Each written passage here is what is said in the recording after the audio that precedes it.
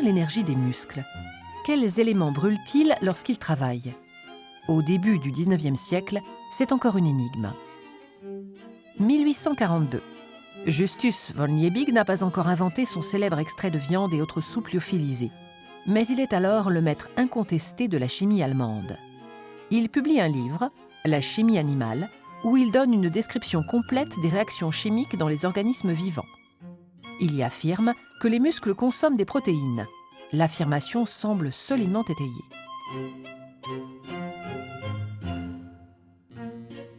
Pourtant, 20 ans plus tard, deux anciens élèves de Liebig, le physiologiste Adolf Fick et son ami Johannes Wislicenus, décident de vérifier cette affirmation. Les deux hommes se prennent eux-mêmes comme cobayes et partent ensemble en randonnée. Ils entreprennent l'ascension d'une montagne.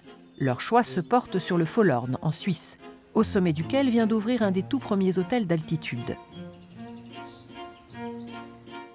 La veille de leur expérience, afin de ne pas fausser les résultats, les deux amis ne mangent que des gâteaux, ne boivent que du thé ou du vin, rien qui ne contienne des protéines. Ils partent de bon matin, l'ascension est longue, 6 heures, et il y a presque 2000 mètres de dénivelé à grimper. La promenade n'est pas de tout repos.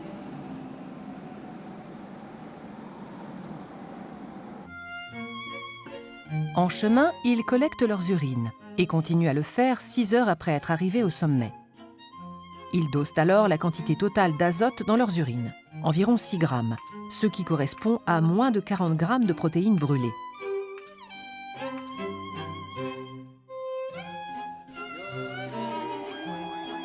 C'est un apport énergétique insuffisant pour l'ascension du Follorn.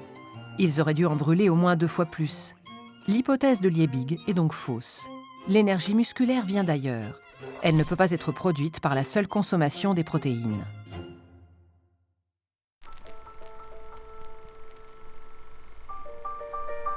C'est le glucose, produit par le foie et non les protéines, qui apporte l'énergie indispensable au fonctionnement des muscles. Au XXe siècle, la recherche médicale explicitera la chimie complexe en œuvre dans les muscles.